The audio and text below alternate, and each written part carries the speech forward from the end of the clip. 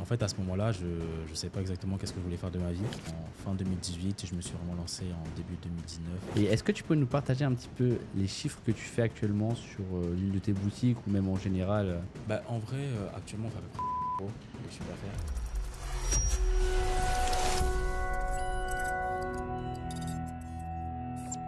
Bienvenue à tous pour une nouvelle série qui est Empire et aujourd'hui on va accueillir un invité assez spécial. Alors déjà qu'est-ce que c'est le concept? C'est pas compliqué, on va accueillir des entrepreneurs et ils vont nous expliquer un petit peu leur parcours. Et aujourd'hui on a l'honneur d'accueillir Jonathan. Donc enchanté Jonathan, comment vas-tu? Enchanté, ça va et toi? Bah écoute, ça va super. Je pense qu'ils ne te connaissent pas forcément, est-ce que tu peux un petit peu te présenter? Qui es-tu? Bien sûr. Donc moi, je m'appelle Jonathan, j'ai 26 ans. Actuellement, je réside entre Dubaï et Londres. Je me suis lancé donc, en e-commerce il y a quelques années aujourd'hui. Je fais plusieurs millions dans le domaine. J'ai aussi une chaîne YouTube où j'explique exactement comment se former dans le milieu. Et après, voilà, j'ai différents investissements à côté. Globalement, c'est ça. Ok, très bien. Donc ton business premier, c'est le e-commerce, c'est ça? Ouais, exactement. Ok, et pourquoi le e-commerce? Ben, pourquoi le e-commerce? Parce que ça s'est fait il y a quelques années. Je souhaitais avoir l'indépendance financière et géographique. Et à cette époque-là, j'étais à Subway. Donc, j'ai gagné à peu près 500 euros par mois. Hmm. Et en fait, à ce moment-là, je ne sais pas exactement qu'est-ce que je voulais faire de ma vie. Mais c'est pas dire que je voulais pas travailler. Donc, j'étais une personne qui était déjà déterminée. J'avais envie de faire des choses. Mais c'est juste que je ne savais pas dans quelle voie. Après, de fil en aiguille, je me suis lancé dans le développement personnel. Donc, j'ai commencé à lire pas mal de livres. De base, je ne le faisais pas. Suite à ça, j'ai regardé beaucoup de vidéos YouTube dans le développement personnel, la discipline, etc. Et c'est suite à ça que j'ai commencé à avoir des suggestions de vidéos dans le business tout court. Et c'est comme ça après que j'ai pas commencé de suite avec l'e-commerce. J'ai fait d'abord du MLM, mais très rapidement. Même avant ça, j'ai fait un petit peu de paris sportif, mais je le compte pas comme un vrai business. Mais ouais, globalement, c'est ce que j'ai fait. Ok. E-commerce, quand j'ai vu l'opportunité, pour moi, c'était une évidence. Je sais qu'il y a des gens qui voient ça un peu comme de l'arnaque ou autre, mais pas moi. Donc voilà. Ok, très bien. Et ça fait combien de temps aujourd'hui que tu fais du e-commerce? J'ai connu l'e-commerce en fin 2018 et je me suis vraiment lancé en début 2019. Donc ouais, c'est à peu près 4-5 ans, je pense. Ouais, c'était un petit peu à l'ascension ou c'était le Voilà. business du moment, quoi. Ouais. Ok, très bien. Et du coup, à quel âge tu as commencé aussi les paris sportifs? Enfin, à quel âge tu as commencé à t'initier un petit peu dans ce monde d'entreprendre? Autour des 16-17 ans. Ok. Ouais, 16-17 ans, je sais que justement à ce moment-là, les paris sportifs, c'est C'était là. voilà. Ouais. C'est pas forcément pour les mineurs, mais voilà, il y a toujours des moyens. Bureau tabac, des fois, ils te laissaient passer. Et c'était à ce moment-là. Mais en fait, j'ai toujours même fait du business, entre guillemets, un peu avant. Parce que de base, je voulais lancer une chaîne YouTube quand j'étais encore plus jeune. C'était dans le foot. Tu vois un peu les highlights. Oui, ok, voilà, oui, je vois. tu vois, Ok, les très Neymar, bien. tout ça. Et je voyais des chaînes YouTube par rapport à ça, et je me disais, mais c'est pas compliqué, en fait, ça doit pas être quelque chose de fou à mettre en place. Et en plus, c'est stylé, tu vois. En plus, ça fait des millions de vues, il y a beaucoup de gens pour qui ça inspire justement ce genre de vidéos. Et au début, je voulais mettre ça en place. J'avais même créé la chaîne YouTube. Au final, je l'ai jamais réellement fait. Donc, ouais, c'était autour des 14-15 ans déjà que j'ai voulu. Ouais, tu étais conscient qu'il y avait un moyen de faire de l'argent sur Internet. Ouais, complètement. Ok, très bien. Et du coup, quelles étaient tes études? Enfin, tu es passé par quel parcours scolaire? Ouais. Donc, j'ai fait un bac STI2D, option architecture et construction. Après, j'ai fait un DUT génie civil, donc pendant 1 an. Après, c'est là justement où je commençais un peu à progresser au niveau du business et que je me suis dit que j'allais arrêter en fait tout l'aspect, ce que je faisais, génie civil, etc. Parce que c'est à ce moment-là que j'ai compris que si je veux vraiment gagner de l'argent, c'est avec la vente en fait. Donc c'est avec la vente qu'on gagne de l'argent. En faisant ce que je faisais, j'aurais pu être par exemple chef de chantier d'abord, après architecte, j'aurais pu être conducteur de travaux, des trucs comme ça, c'est bien. Mais c'est pas de la vente. C'est-à-dire que tu es plafonné automatiquement parce que voilà, tu vends pas réellement quelque chose. Tu as une valeur ajoutée dans ce secteur-là, mais voilà, c'est pas énorme. Donc les salaires à ce moment-là, ils avoisinaient à peu près les 2000, 3000 euros. Mais quand j'ai compris en fait que si je voulais gagner de l'argent, c'était la vente qui comptait, c'est là où j'ai décidé de me réorienter. Donc après, je suis parti en BTS, MUX, c'est là où j'ai fait Subway en alternance pendant 2 ans. Après, j'ai fait une année aussi en banque, licence banque. Et après, j'ai arrêté grâce à l'e-commerce. Ok, tu as eu du succès rapidement en e-commerce? En fait, j'ai eu du succès rapidement quand j'ai pris au sérieux vraiment les choses. C'est-à-dire que, comme je t'ai dit, j'ai été au courant du e-commerce à partir de fin 2018. Je me suis lancé en début 2019. Après, je le faisais pour le faire. Tu vois, c'est comme tu présentes toi aussi des opportunités. Il y a des gens, ils vont regarder, ils vont juste faire un truc, après ils vont arrêter, ils vont reprendre dans 6 mois. Tu vois. Ok, ah oui, toi, tu étais dans cette optique-là. Voilà, Ouais, tu essayais, ça marchait pas trop, t'arrêtais. Voilà, Ok, c'est ça, tu d'accord. vois. Tu fais, bon, tu dis ça n'a pas marché pour toi, tu le fais pour le faire, après t'arrêtes. Donc, toute l'année 2019, c'était ça. Après, fin d'année 2019, j'ai commencé à avoir de bons résultats. Et je me suis dit que 2020, je vais vraiment essayer de prendre au sérieux le dropshipping. Et c'est à ce moment-là, justement, où après j'ai explosé. Il y a eu le confinement en même temps. Ah oui, en plus, ouais, voilà, avec le tout ça, confinement. donc, Ouais, t'es arrivé à la bonne période. Voilà, on va vraiment bonne période. Ouais. dire. Ok, d'accord. Ouais, c'est vrai que parce qu'il y a beaucoup d'entrepreneurs qui se sont lancés pendant la période du confinement parce que tu es enfermé chez toi. Donc, tu as juste ton téléphone. Et moi, je savais aussi un petit peu qu'on pouvait faire de l'argent sur Internet.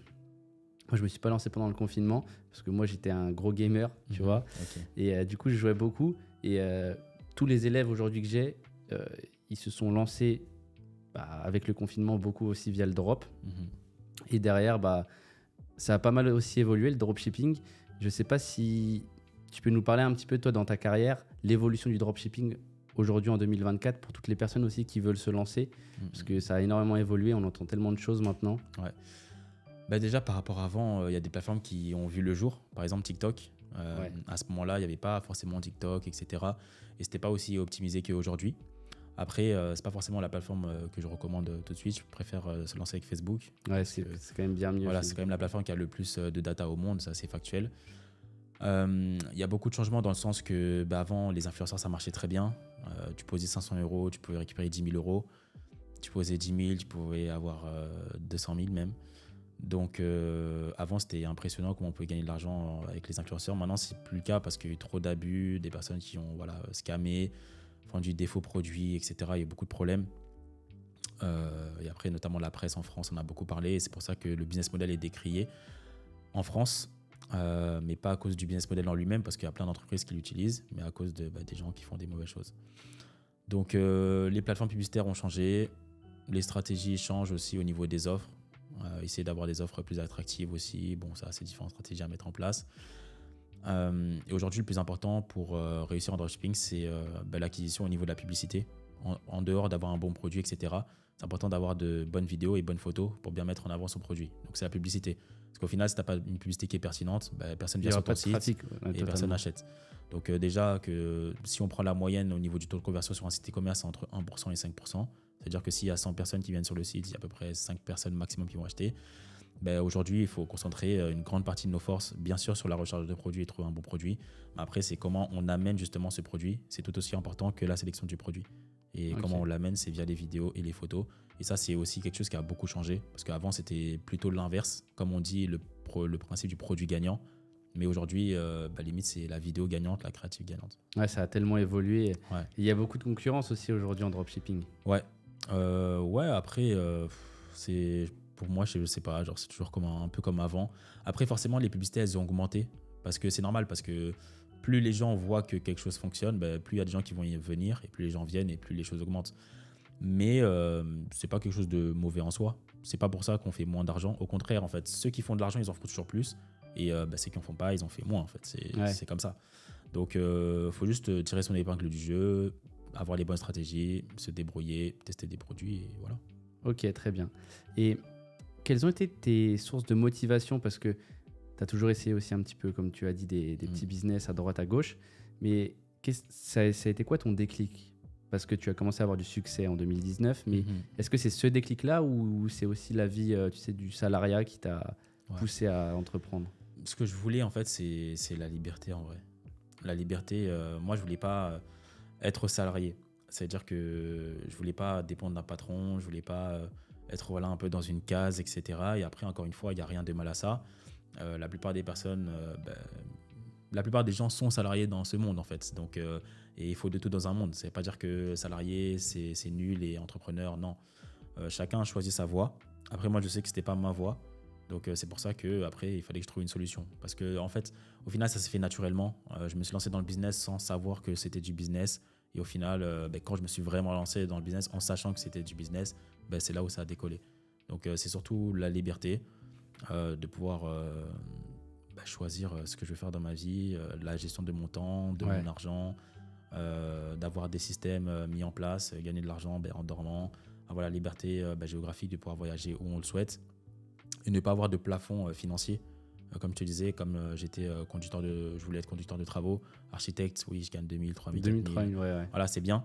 Là, c'est que exponentiel quand tu as... Ouais. Voilà, exactement. Donc aujourd'hui, on atteint des sommes qui sont assez intéressantes. Donc voilà, c'est surtout ça. Très bien. Voilà. Et ton entourage, comment elle a réagi quand tu leur as dit, bah écoute, je vais entreprendre, je vais faire du business en ligne, je vais arrêter un petit peu mes études, tout ça. En fait, il y a eu différentes étapes. Déjà, quand j'ai commencé à être beaucoup dans ma chambre à cause de l'e-commerce, ma mère, elle se demandait qu'est-ce qu'il fait. Genre, en mode, elle demandait à mes frères et sœurs, mais Jonathan, mais qu'est-ce qu'il fait? Genre, en mode, peut-être il vend de la drogue. Mais en fait, je suis dans ma chambre. Genre, je ne peux pas vendre de la drogue dans ma chambre. Donc, il y avait ça. Beaucoup de questions. On disait, mais qu'est-ce que tu vends en fait? Tu fais quoi concrètement? Et moi, j'étais pas clair en fait, parce que à ce moment-là, le dropshipping, ça marchait pas forcément. C'est-à-dire que voilà, j'étais un petit peu évasif sur ce que je faisais, donc j'étais pas forcément clair, mais je dis, mais je suis à la maison, je suis dans ma chambre, je travaille quoi. Donc oui, c'était juste ma mère, voilà, un peu dans le questionnement. Après, j'ai eu donc de bons résultats en dropshipping. Après, c'était le moment de dire justement que j'allais vraiment arrêter. De base, moi j'ai fait un bac+3, donc banque, et je devais faire un master après, master gestion de patrimoine, etc. Et de base, j'avais dit que je devais faire un master. En gros, c'était quoi le projet? J'ai fait mon bac+3, soit je vais en master, ou soit par exemple, je prends une année en CDI où je travaille à côté. Comme ça, je mets de l'argent de côté et en parallèle, je travaille à la maison. Le seul truc, c'est que bien sûr que c'est possible, mais si tu es en master, tu vas à l'école, ensuite tu rentres et tu as encore des devoirs. Alors que si tu travailles, tu as un emploi genre alimentaire, tu vas à l'emploi, tu rentres, tu peux faire ce que tu as à faire. Totalement. Voilà, donc moi, c'était plus ça ma mentalité. C'est ce que j'ai fait. Donc, j'ai dit, je fais pas le master. Ma mère, elle m'a demandé de lui promettre que justement, si ça ne marchait pas, le dropshipping, que l'année prochaine, je retourne à l'école. Ouais. Voilà. Et après, c'est là où il y a eu tous les trucs, ça a marché. voilà, confinement, tout ça. Ok, et est-ce du coup, le confinement, ça n'a pas forcément été l'élément déclencheur, mais quelle action tu as fait pour que là, ton business explose et que tu as des chiffres corrects? En fait, j'ai commencé à avoir de bons résultats en fin 2019. Après, une action précise, c'est surtout tester correctement des produits, mettre en place des bonnes stratégies, etc. Mais non, c'est mieux sélectionner un produit, bien gérer la partie créative, comme je te disais, photo, vidéo. Totalement, après, franchement, c'est tout. Juste appliquer des stratégies. Et après, ça a été exponentiel parce qu'il y a eu le confinement et tout. Après, derrière, j'ai développé encore des stratégies et ça a encore plus explosé. Mais grosso modo, c'est ça. Ok, très bien. Et tu as lancé beaucoup de produits avant que ça marche concrètement. Tu as eu de bons résultats, tu as investi quand même beaucoup d'argent. Ouais, je sais qu'il y a des gens qui pensent que oui, dropshipping, tu réussis au bout de ton premier produit. Ou en tout cas, les gens pensent ça ou pensent qu'ils vont réussir en 30 jours, etc. à cause de tout ce qui se dit sur YouTube. Mais moi, pour avoir mon premier produit, j'ai testé à peu près 5 à 8 produits, genre, à peu près. Avant d'être rentable. Ouais. Donc ça m'a fait dépenser genre des 600, 700 euros facile. Ouais. Et à ce moment-là, c'était quand même pas mal d'argent. Oui, c'est sûr. Ouais. Surtout quand tu avais ta situation au début. J'étais en alternance et tout. Non, c'est compréhensible. Ok, franchement, intéressant. Et actuellement, c'est que exponentiel encore ou tu stagnes un petit peu, tu as un palier niveau e-commerce ou business e-commerce. Aujourd'hui, je travaille avec un associé. Il est dans la même tour que moi. Et aujourd'hui, je stabilise ses délégués principalement. Parce qu'aujourd'hui, j'ai d'autres business aussi. C'est-à-dire qu'en fait, je suis plus dans l'intérêt comme avant en 2020 de faire des 500K par mois ou presque 1 million par mois en e-com. Tu essaies de développer un maximum. Voilà, développer, avoir différents actifs, etc. Donc voilà. Et ok. Et du coup, pourquoi Dubaï? Quel intérêt? Ça, c'est la question vraiment. Ouais. En fait, j'étais à Paris de base, en région parisienne. Et c'était en 2020. Donc à ce moment-là, il y a beaucoup de gens qui avaient réussi en e-commerce, notamment grâce au confinement et d'autres trucs. Et il y a eu 2 types de personnes qui ont réussi dans le dropshipping. Soit ils sont partis à Londres, soit ils sont partis à Dubaï. Donc moi, j'étais partisan des gens qui allaient à Londres. Okay. Pourquoi? Parce qu'à ce moment-là, dans ma mentalité, c'était j'ai pas envie d'être trop loin de la France. Si je suis à Londres, potentiellement, je vais voir plus souvent ma famille, mes amis, etc. Au final, c'est faux parce que dans la pratique, que je sois à Londres ou à Dubaï, je les vois pareil. Mais bon, ça, il faut le pratiquer pour le savoir. C'était ça, en vrai. C'était ça les raisons. Et après, Londres, quand même, c'est vraiment une ville que j'aime beaucoup. Londres, c'était vraiment une ville que j'aime beaucoup. Donc, c'est pour ça aussi que je me suis dit que je voulais vraiment aller là. Maintenant, pourquoi Dubaï ? Parce que, en fait, sur tous les aspects de la vie, en fait, pour moi, c'est la meilleure ville, en fait, quasiment genre du monde. Genre. Si t'es jeune et que tu as de l'argent, tu as tout intérêt à venir à Dubaï. Déjà, le premier point, c'est la sécurité. Ouais, ça, c'est incroyable quand même. C'est le premier point, c'est-à-dire que pouvoir vivre dans un pays où tu es en sécurité, tu n'as pas besoin de te retourner pour voir si quelqu'un fait quelque chose, etc.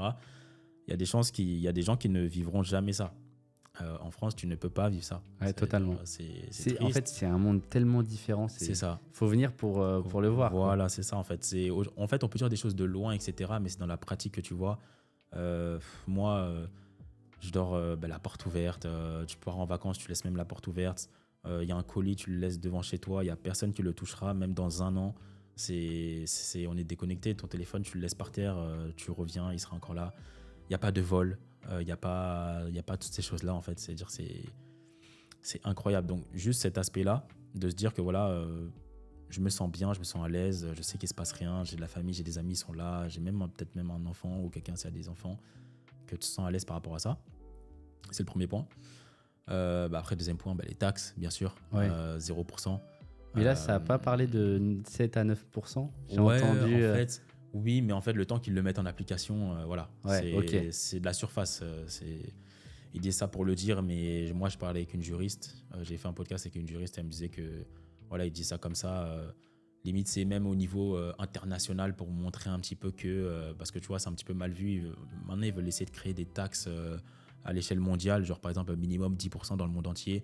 Et genre montrer un petit peu que Dubaï fait ça, c'est bien pour leurs accords de je sais pas quoi. Mais voilà, 0%. Ce que tu génères, c'est encaissé, c'est à toi. Donc, même ça, c'est un sentiment en fait qui est incroyable. En fait. C'est-à-dire qu'en France, tu sais que l'argent que tu as, tu sais que tu vas le diviser par 3, même par 4. Tu sais que c'est l'argent qui est sur ton Stripe, par exemple. Nous, en e-commerce, on a Stripe. Tu sais que c'est pas ton argent, en fait, parce que voilà, c'est ça. Bon, après, c'est le jeu, c'est la société qui a voulu ça, c'est même pas un problème. Mais voilà. Le problème, c'est qu'aujourd'hui, même après le confinement, on a vu que voilà, il y a eu trop de choses qui ont été mal gérées au niveau des dépenses, au niveau de la gestion de cette crise. Il y a eu beaucoup d'argent qui a été dépensé. Et encore aujourd'hui, on voit l'État, ils font X, Y choses, beaucoup de problèmes par rapport à tout ça. Le problème, c'est pas payer des impôts, mais c'est déjà où va réellement les impôts. Totalement. Et tous les Français, riches ou pauvres, se plaignent par rapport à ça. C'est pas une seule catégorie de personnes. Tout le monde se plaint où va l'argent.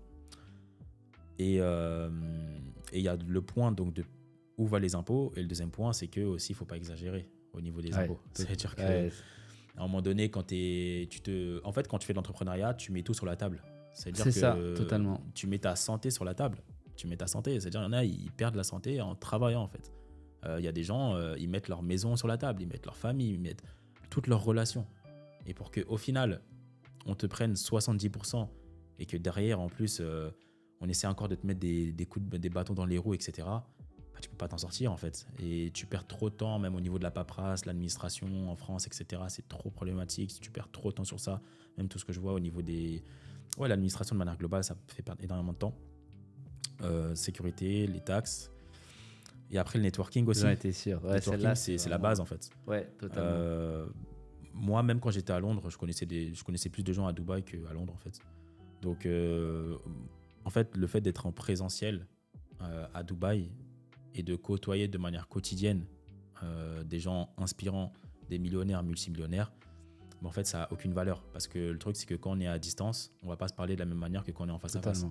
C'est pour ça que là, moi, je voulais aussi venir à Dubaï pour vraiment côtoyer les gens, être dans des échanges quotidiens avec eux, en présentiel. On discute. C'est quand on voit les gens en face à face qu'on a le temps un petit peu de parler. Parce que quand tu es en discussion sur WhatsApp, tu ne sais pas ce que la personne fait, tu peux pas la déranger. Des fois, on n'est même pas sur le même fuseau horaire. On n'a jamais réellement le temps de parler. Mais quand tu es face à une personne, c'est là où tu peux réellement parler.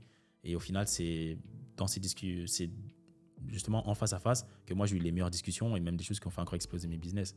Ouais, c'est ce que je vais te demander. Ouais. Tu as eu des rencontres à Dubaï qui ont fait quand même propulser ton business encore plus loin? Ouais, en fait, j'ai eu des discussions qui m'ont permis de savoir certaines choses, que ce soit par rapport à mes concurrents ou par rapport à d'autres choses, et qui m'ont permis de savoir comment certaines choses fonctionnent et qui m'ont permis, oui, d'exploser mes business encore plus. Ouais, c'est vrai, c'est Ouais. ce qu'on dit beaucoup dans le monde de l'entrepreneuriat, faut se taire, faut écouter. C'est ça, Si quelqu'un dit une clé que tu n'avais pas, Mm. tu la mets en œuvre et ça peut totalement changer ton business. exactement. Donc non, sur ça, je suis d'accord avec toi. Et avant Dubaï, est-ce que Londres, il y avait autant de contacts? Est-ce que c'était aussi un monde d'entrepreneurs ou quelle est la différence entre Londres et Dubaï? Sur cet aspect-là, c'est vrai que personnellement, quand j'étais à Londres, en vrai, j'ai pas vu beaucoup d'entrepreneurs, en tout cas de mon âge, même d'e-commerçants, vu que moi je fais du dropshipping. Il y en avait, hein, mais on ne jouait pas de fou. En tout cas, je pense peut-être que c'était moi, mais je sais pas. Mais en tout cas, à Dubaï, là, c'était pas pareil. Après, ce qui change aussi, c'est que quand tu as une audience, tout est plus simple aussi pour voir les gens. C'est-à-dire C'est que moi, j'étais à Londres, j'avais créé ma chaîne YouTube genre 4-5 mois avant de quitter Londres. Et ma chaîne YouTube, elle a marché directement. C'est-à-dire que quand je suis venu à Dubaï, j'ai fait la tournée un peu des entrepreneurs, des gens, parce que les gens ils me connaissent déjà. Donc en vrai, quand tu as une audience, des fois aussi, c'est plus simple. Parce que voilà. Et à Londres, en fait, j'en avais pas. Donc je pense Ok. que voilà. Ouais, c'est vrai que quand tu as une audience, il y a plus de possibilités, Ouais. notamment aussi notre podcast. Je pense Non. que j'aurais pas eu d'audience, Mhm. il n'y aurait pas eu ce podcast-là. Et même moi, dans mon parcours entrepreneurial, j'ai été à des événements, etc. J'ai fait des rencontres que je pense, sans influence, Mhm. j'aurais jamais rencontré. Et moi aussi, je trouve le fait de communiquer à travers une caméra à des milliers, millions de personnes, moi, je trouve ça incroyable. La puissance, c'est... Complètement. Ouais, totalement. Et ok. Et est-ce que tu as eu des échecs avant ça parce que le parcours entrepreneurial, c'est souvent... c'est jamais stable et c'est aussi pour ça que les gens ont peur. Mhm. Mais est-ce que toi, tu peux nous partager des échecs que tu as eu où tu te sentais au plus bas? Des échecs. En vrai, j'ai pas eu de très gros échecs. En Ouais. vrai. Après, ça dépend ce qu'on appelle échec. Si je teste un produit, par exemple à 100 € en dropshipping et que ça n'a pas marché, Ouais, c'est pas forcément pour un moi, échec. je n'appelle ouais. pas ça un échec Non. parce que, comme j'explique dans les stratégies, il faut tester entre 5 et 8 produits, etc. Donc voilà. Après, il y a quoi sur lequel où j'ai pu perdre de l'argent? Par exemple, quand tu crées une marque e-commerce, tu vas faire du stock. Et peut-être une fois où j'ai dû faire un petit peu trop de stock. Et il y a eu des invendus en gros. Parce que c'était un produit qui était vraiment par rapport à un temps précis. Par exemple, tu vois, un petit peu comme genre la Saint-Valentin Ouais, ou totalement, Noël, des je trucs vois. comme ça. Ça m'est déjà arrivé de faire du stock en trop. Il y a ça. Ouais, c'était de l'argent perdu, quoi. Ouais, voilà, argent perdu. Et on a dû détruire le stock parce que les produits ne servaient plus à rien. C'était vraiment pour une partie précise. Donc, si on peut parler d'échec, il y a ça. Après, sinon, j'ai pas perdu d'argent. Genre, j'ai pas eu de gros trucs de fou. Non. Ok, très bien. Non, moi, ça va parce que c'est vrai qu'il y en a beaucoup qui se lancent, qui ont peur de l'échec. Mais bon, moi, je dis toujours, l'échec fait partie du processus. C'est ça. Dans les deux cas, on peut pas l'éviter et c'est que des leçons. Parce que quand tu fais l'erreur une fois, tu la feras pas deux fois C'est ça. en général. En général. Et oui, ça aussi, c'est quelque chose auquel je rebondis. Faire une erreur une fois, ok, mais faire une erreur deux fois, c'est pas acceptable. Ouais, Donc, c'est ça. Ça, faut insister sur ça et aussi sur le fait que l'échec, comme tu dis, ça n'existe pas. L'échec, c'est à partir du moment où tu abandonnes. Si par exemple tu fais du e-commerce, tu as dépensé 200-300 € et que tu arrêtes, c'est là où tu as vraiment perdu.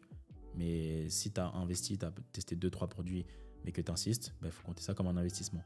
Il faut vraiment différencier, notamment pour ton audience, si certains débutent, différencier perte et investissement. Donc on peut investir, ça ne veut pas dire qu'il y aura des retours tout de suite, mais ça viendra après. Mais si tu investis mais que tu arrêtes, c'est une perte et c'est perdu à jamais. Donc. Totalement. Et pour toutes les personnes, du coup, comme tu parlais d'investissement, tu préconises quel capital, combien pour se lancer en 2024 en e-commerce? Aujourd'hui, je conseillerais d'avoir au moins 500 €, Ouais, entre 500 € et 1000 €. Après, oui, on peut dire aux gens, vous pouvez vous lancer avec 0 €, mais c'est illusoire.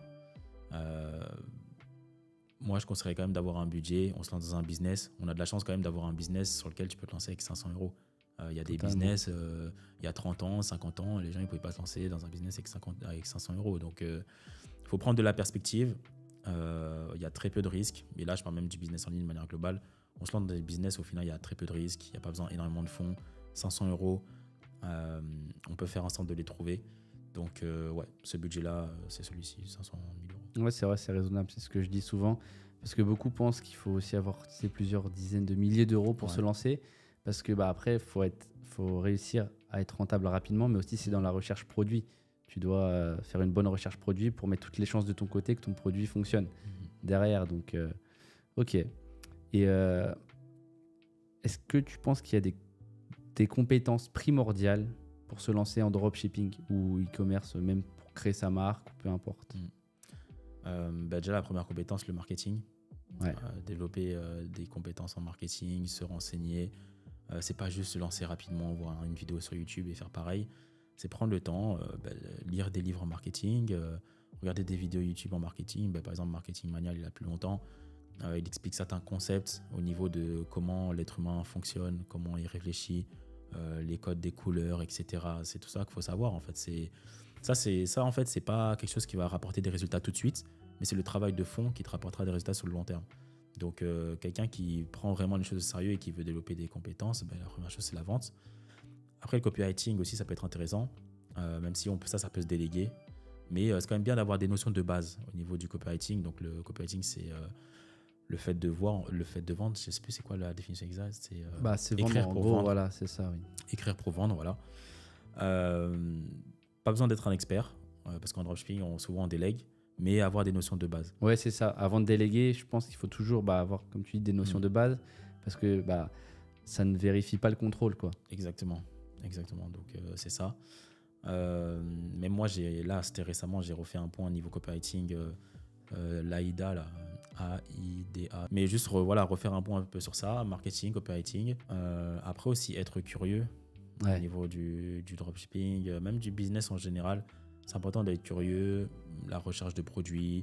Même par exemple, quand on va dans un magasin, regarder un petit peu qu'est-ce qui se fait. Oui, ça, personne ne le dit dans une formation ou sur YouTube, mais rien ne t'empêche de regarder un petit peu qu'est-ce qui se vend, pourquoi ces produits-là ils sont devant, pourquoi ces produits-là ils sont en dernier quand on avance près de la caisse. Regardez un petit peu de manière globale qu'est-ce qui fonctionne, que ce soit en magasin physique ou même via des publicités même traditionnelles, du type les médias traditionnels et tout. Donc, c'est ça. Ok, très bien. Et est-ce que tu peux nous partager un petit peu les chiffres que tu fais actuellement sur l'une de tes boutiques ou même en général, vraiment focalisé sur le drop, pas forcément sur l'ensemble de tes business, mais ce que tu arrives à générer. J'aurais pu montrer mon téléphone, sauf que là, je ne l'ai pas sur moi. Pas de souci. En vrai, actuellement, on fait à peu près 100 000 euros de chiffre d'affaires. Ok. Donc, avec mon associé, après, ça fait à peu près 30% de bénéfices. Ouais, c'est entre 10 et 30% en général. Ouais. Ok, très bien. Et c'est du passif, mais tous les mois, tu as la même somme ou c'est toujours exponentiel? Est-ce que tu fais plus de ventes? Est-ce que tu renouvelles souvent tes créatifs quand même pour derrière? Après, ça dépend en fait ton engagement dans le business par rapport à ça, tu vois. Comme moi, je t'expliquais, moi, j'ai différents aujourd'hui business. J'ai plus d'intérêt à chercher à capitaliser, à faire des 1 million par mois en dropshipping, c'est plus mon intérêt. Je préfère avoir des marques que je garde encore aujourd'hui et que je tourne avec. Mais en tout cas, à l'époque, quand j'étais vraiment à 100% dessus, l'objectif, c'est d'être exponentiel. Aujourd'hui, je stabilise avec ce que j'ai et c'est déjà très bien, tu vois. Ouais, non, c'est vrai que c'est pas mal. Et quand tu as commencé à gagner plus d'argent, est-ce que ta vision sur l'argent, elle a changé? À quel niveau, par exemple? Tu sais, c'est souvent les gens, quand ils gagnent plus, ils veulent changer leur train de vie, augmenter leur train de vie. Toi, ça a été comment un petit peu En gros, je me suis expatrié juillet 2020. Okay. J'ai fait 2 ans à Londres. La première année à Londres, je ne suis pas sorti. Donc, littéralement, je ne suis pas sorti. De juillet 2020 jusqu'à septembre 2021, je suis resté chez moi. Chez moi, à travailler, je ne suis pas sorti. Après, c'est vrai que le mois de septembre 2021, là, je suis sorti vendredi, samedi, parce que ça faisait 1 an que je n'étais pas sorti. Mais en fait, non, je n'ai pas augmenté mon style de vie. Le seul truc que j'ai augmenté, c'était mon appartement. Depuis 2020, je suis sur des appartements à plusieurs milliers d'euros. Je payais 2 000 euros par mois sur cet appartement-là. À part ça, sinon vraiment j'étais à la maison, je sortais pas, je faisais rien. Donc, focus. Pas de vacances, pas de première classe, de je sais pas quoi, pas de téléphone, je sais pas quoi. Donc en vrai, à part travailler, je faisais rien d'autre. Ok, d'accord. Oui, donc oui, c'est vrai que parce que beaucoup font l'erreur, ils gagnent beaucoup, ils dépensent beaucoup, Ouais, et du coup ils perdent tout, et ouais, après ils se plaignent. c'est ça. Et il y en a Donc, plein, hein. ouais. Même dans l'e-commerce et tout, j'en connais plein qui ont fait ça. Ils étaient en France, ils sont venus à Dubaï, ils ont mené la fast life, et ils sont redescendus, ils sont repartis en France. Donc, c'est surtout à Dubaï, en tout cas, qu'il y a eu ça. Surtout à Dubaï. Parce qu'à Dubaï, voilà, comme les gens, ils sont là, ouais, il n'y a pas d'impôts, etc. Ils regardent juste leur chiffre d'affaires. Certains ils voient, ils font 1000 euros de chiffre d'affaires, ils sont même pas rentables. Et au final, c'est à la fin des comptes qu'ils se réveillent quand ils voient que l'argent descend. Ils n'ont pas de tracking, je sais pas, un tableur Excel, de savoir qu'est-ce qui est rentré, qu'est-ce qui est sorti, etc.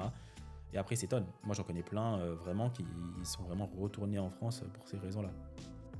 Ouais, ok. Et quelle est ta routine type d'entrepreneur? Parce que tu sais, beaucoup pensent que c'est la belle vie, tu te lèves forcément à l'heure que tu veux, tout ça, mais je veux dire, tu dois être aussi, tu dois être carré sur ta routine. Euh, Là, actuellement, donc, qu'est-ce que je fais? Je me lève en général, genre 9h en vrai. Je me lève à Ouais. 9h. Je me lève, je vais en bas de chez moi, il y a dans ma tour, je vais faire cardio pendant 1 heure. Parce qu'en fait, j'ai un coach sportif qui m'accompagne et je fais aussi de la boxe. Donc, je fais 1 heure de cardio le matin. Pendant que je fais le cardio, je commande à manger. Ça vient directement. Je prends mon petit déjeuner. Après, je commence session de travail, genre 4 heures de travail. Je travaille sur Du le type, business, ouais. etc. Après, je mange, je me pose pendant 1 heure. Voilà, je mange tranquille, je prends mon temps.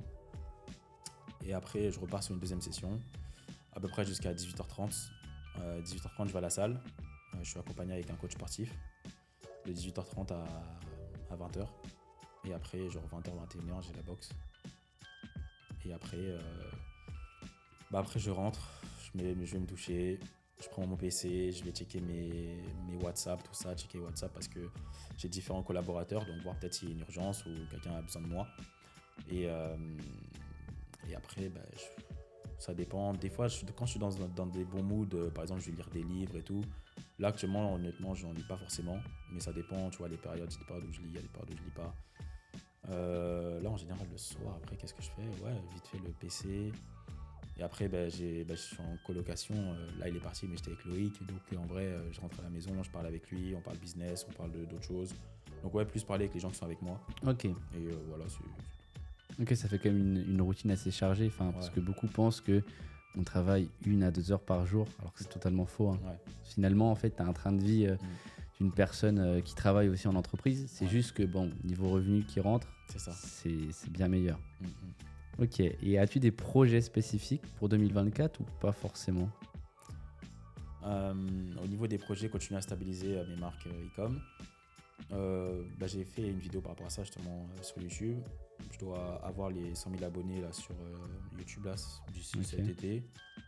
Je dois faire 1 million de chiffre d'affaires en e-com. Au niveau de la boxe, il faut que j'ai envie de faire une compétition là bientôt. Ok. Donc ça fait partie de mes objectifs aussi. Et après, les investissements. Donc là, j'investis pas mal en montres. J'avais acheté celle-là là, récemment avec Loïc justement. Et acheter justement un bien immobilier, peut-être avec Loïc aussi. Ok, d'accord. Et là, du coup, là, tes business premiers, c'est e-com, investissement. T'investis que sur les montres ou t'investis un petit peu sur les marchés boursiers, crypto, tout ça? Ouais. J'ai des amis qui sont en mode boursier, crypto, de ça. Moi, non, en vrai. Vite fait, tu vois. C'est dire de manière automatique. Genre, je passe, je crois, 500 euros par mois. Ça se fait automatiquement. Mais j'ai pas pris le temps vraiment de me dire, ouais, je vais commencer à poser des 10, 20 en plus sur ça. Mais ouais, là, c'est principalement montre et IMO qui arrive. Ok, très bien. Tu t'es formé un petit peu en IMO ou pas du tout? Pas du tout. Je vais voir ça avec mes amis. Ils m'aideront sur ça. Et je sais que Loïc, je crois qu'il a fait déjà un petit peu d'immobilier, de tête. Ouais, il a acheté un immeuble déjà en France. Après, là, il compte le revendre. Et après, on achètera quelque chose ici. Ok, et ici, les tarifs ils sont élevés? En vrai, ça dépend où en vrai. En vrai, ça peut très vite monter d'un côté à un autre en fait. Même au niveau des loyers, genre tu peux être à 3 minutes d'un espace à un autre, les loyers ils triplent en fait. À ce point-là? Ouais. J'en parlais en plus aujourd'hui. Par exemple, moi j'habite à Downtown, donc c'est là où il y a le Burj Khalifa, tout ça. Ouais. Et si tu es à côté, genre Business Bay, les loyers ils sont 2-3 fois moins chers. Alors qu'en vrai, c'est vraiment à côté, genre. Ah ouais, Ouais. putain, à ce point-là. Ouais, voilà. Donc après, si on parle des prix des appartements, je me suis quand même renseigné parce que quand j'ai pris mon appartement ici à Downtown, ils m'ont proposé d'acheter, etc. En vrai, non, c'est pas si cher que c'est pas cher plus qu'ailleurs en vrai. Est-ce que tu penses que la vie est chère ici comparée à France, Londres? En vrai, non, pour moi, non, la vie elle est pas plus chère qu'ailleurs. Après, le truc c'est que par exemple, quand tu es ici, il y a tout qui te pousse à dépenser. Tu vois. Ouais. Comme justement, on part du principe qu'il n'y a pas d'impôt, les commerces, etc., ils le savent. Tu vois. C'est-à-dire qu'on va tout faire pour que tu puisses plus dépenser. Donc il y a vraiment des facilités à payer, dépenser, etc. C'est plus ça. Après, il y en a aussi qui veulent s'inventer un style de vie qui n'ont pas, etc. Donc, pour moi, je ne trouve pas que c'est plus cher. Au contraire, par exemple, si on parle de la main-d'œuvre, elle est super pas chère. Moi, par exemple, j'ai une femme de ménage, elle me coûte 20 euros par session. Alors que quand j'étais à Londres, elle me coûtait 200 euros. Ah oui, Bah ok. oui. Donc, tout l'aspect service, c'est 100 fois mieux. Genre, l'essence, ici, ça coûte pas cher. Les services de manière globale, la main-d'œuvre, elle est pas chère, donc ça coûte super pas cher. Après les aliments, oui, si c'est importé d'Europe, ça coûtera un petit peu plus cher forcément. Mais sinon, non. Limite pour moi, entre Paris, Londres et Dubaï, c'est Londres le plus cher. Le plus cher. Londres, c'est super cher. Par rapport à la valeur qu'ils donnent. Encore, par exemple, même s'il y a des gens qui disent que Dubaï, c'est cher. Oui, mais avec ce qu'ils nous donnent, l'aspect sécurité, etc., ça n'a pas de prix. La sécurité n'a pas de prix. Et tout ce qu'ils offrent en termes de services, là, quand on dit le client est roi, à Dubaï, c'est réel. En France, c'est pas vrai. Donc, quand on parle de cher, c'est toujours en fonction de j'ai payé ça, mais est-ce que je reçois réellement ce pourquoi j'ai payé? Mais à Dubaï, je te dis la réponse est oui. À Londres, avant c'était oui en 2020, aujourd'hui c'est non. Il y a beaucoup de gens qui partent, même des multimillionnaires, etc. Ils partent de Londres pour ces raisons. Et en France, non plus. Ok, très bien. On va finir avec des petits speed questions. Donc tu réponds Tac au tac. au tac au tac, ouais. Et après, tu peux aussi débattre, hein, n'hésite pas si tu veux. Quel a été ton premier produit en e-commerce? Le premier produit gagnant ou Ouais, que j'ai lancé? ouais, produit gagnant, si tu peux le partager, Ouais, s'il c'est est pas un toujours problème. pas... Après, ouais, j'ai différents types de produits gagnants. C'était un produit ménager. Ok, très bien. Tu disais que tu lisais un petit peu, Ouais. pas souvent. Quel est ton livre quel est le livre qui t'a vraiment aidé à avoir un mindset entrepreneur et qui t'a aidé? Après, moi, il y a deux types de choses. Il y a les livres vraiment sur l'aspect financier entrepreneur et les livres vraiment plus développement personnel de manière générale. Réfléchissez, devenez riche, c'est un classique. Ouais. Ça m'a beaucoup aidé. Moi, je conseillerais ce livre. Très bien. Ok. Autre question, je ne sais pas pourquoi, mais quel est ton plat préféré? Mon plat préféré, en vrai, c'est les pâtes à la carbonara, en vrai. Ah ouais, j'avoue que c'est quand même Ouais, incroyable. c'est trop bon. Mais j'ai Moi pas le aussi. droit d'en manger. Ah ouais, le sport. Ouais, voilà. La diète, c'est important. C'est ça. Ok. Et dernière question. Je pense pour toutes les personnes qui sont restées jusqu'à la fin de la vidéo, ça va vraiment les aider. Tu conseillerais quoi pour que les personnes qui nous regardent créent leur empire, créent un business rentable, stable sur plusieurs années? Ce que je conseillerais au niveau de choix de business ou au niveau Pas mindset. forcément. Ouais, mindset, ouais, même choix de business hein, actuellement en 2024. Pour moi, aujourd'hui, les business intéressants, dropshipping, je l'explique. Après, créer son audience aussi. Ouais. Aujourd'hui, moi, je fréquente aussi beaucoup c'est des gens qui ont des audiences, etc. Et ils font plusieurs centaines de milliers d'euros de profit par mois, justement, via ce canal, même plus. Donc, franchement, pour moi, c'est les deux business auxquels il faut s'y mettre. Faut se pencher. Ouais, et moi, le conseil, c'est en fait, faut pas avoir peur de se montrer. Genre, on est dans un monde digital, etc. En fait, faut pas avoir peur d'être sur Internet. Genre, faut pas avoir peur de ça. Pour moi, c'est minimum quelqu'un qui dit il a une vision empire ou qui pense long terme. En fait, tu peux pas penser long terme et faire la personne qui a peur d'être sur Internet ou montrer sa tête. Genre, bien sûr que on va dire oui, mais il y a des milliardaires, ils se montrent pas, etc. Oui. Mais après, les générations changent, les temps changent. Tout le monde sait que les gens ils gagnent de l'argent sur Internet. Donc, pourquoi ne pas le faire soi-même? Ok, ouais, c'est vrai. C'est vrai. Et ben écoute, merci. De toute façon, il y aura tous tes réseaux en description pour toutes les personnes qui veulent parler d'e-commerce. ta chaîne est full e-commerce. Donc n'hésitez pas. Merci pour ce temps. Merci à toi. Au plaisir. Et franchement, très inspirant. Je pense que ça va en aider beaucoup. Parce qu'il y en a beaucoup qui veulent pas. Enfin, ils ont tellement peur de se lancer. Mais bon, c'est comme ça aussi. C'est un nouvel ère, hein, le digital. C'est ça. Donc merci à toi. N'hésitez pas à mettre un petit like. Il y aura tous ces réseaux en description. Et on va se dire à la prochaine. À la prochaine. Merci beaucoup. Merci.